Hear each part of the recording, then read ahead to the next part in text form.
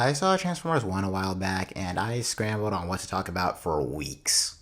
The fresh new take on the franchise, the fight scenes, how Chris Hemsworth doesn't completely embarrass himself playing Optimus Prime, and holy crap, D16.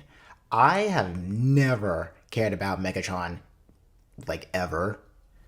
I grew up with Robots in Disguise and Rescue Robots where he wasn't even important, and then the Bayverse movies where he was a damn side character. Shockwave felt more important. Let that sink in. So for a long time, I've just never cared about Transformers.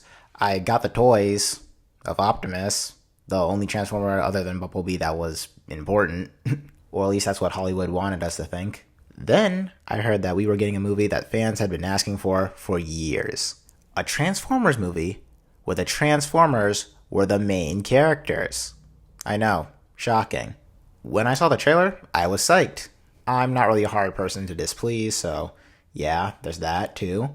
That's when I saw everyone else's reaction to the movie. People were pissed.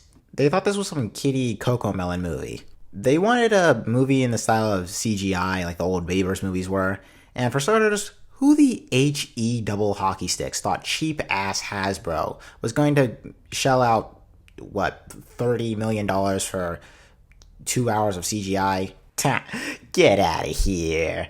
It still shocks me that Transformers have comics. The paycheck will never be worth it for me to draw all of that. But back on topic, it sucks that people still think this low of animation.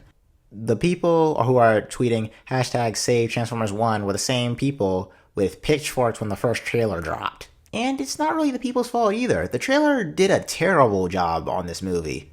It's a story about citizens getting oppressed and treated differently because of the way they were born. It's not an allegory for racism. It's more like an allegory for ableism, if you can believe that. The belief that they're worth less because they can't do what other people can, what normal people can do. And I say normal with quotation marks. D16 goes on this rant about how he wants to kill Sentinel Prime for the things he's done. And yet, none of this is in the trailer. What do we get in the trailer instead? Badassatron. And yeah, it's funny, it's cool, but... And it also isn't the marketing team's fault like everybody else is saying it is. I feel like a broken record when I say this, but it's the higher-ups' fault. The people at the top get the final say in marketing and a whole bunch of other stuff, and those people are not fans of these IPs. They see them as IPs and money to be made. And what's one of the most profitable things on the planet? Children. Do not take that out of context. But basically, children play with toys, play video games. It's socially acceptable for them to have backpacks with their favorite character on it. The average person who works an office job isn't going to have an Iron Man t-shirt with a Mandalorian bag and a Sonic the Hedgehog sock. But there will always be children who are absolutely going to love the bare bones of what an IP is. For example, Transformers is a giant robots that turn into cars that have laser guns that punch each other in the face. Kids don't think about quality of writing or characterization. I remember when I was little, I hated those tiny scenes where characters would just talk in a room endlessly. Can we get back to the explosions, please? But now that I'm older, those tiny bits of exposition add to the action so much more. And I hate action scenes that don't make sense. But I'm not the target audience. Kids are. With all this in mind, it's a no-brainer why this movie would be marketed towards kids. It makes sense that the selling point is the comedy. It's not hard to make kids laugh.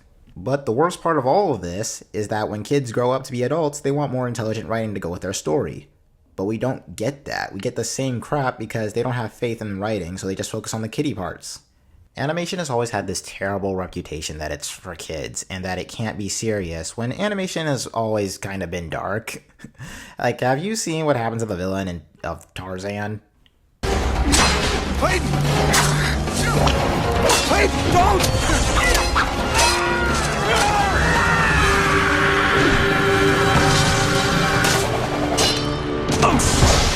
Thinking animation is for kids is a large part of the reason people in this industry suffer and studios try to enforce AI so badly. Art isn't a real job. Anybody can grab a piece of paper and pencil and draw. That's a very asinine way of thinking. Partially because that logic applies to any kind of job. What these people try to bring to these stories is their personal struggles. what they're working on, struggles that other people have. Sometimes you fall out with friends and family, and sometimes you can end up hating each other. And it can suck that you'll never get what you used to have back. People spend hours, days, years writing, drawing, what they've been through, their experience. But what they want to share is irrelevant because animation is for kids. But there is hope.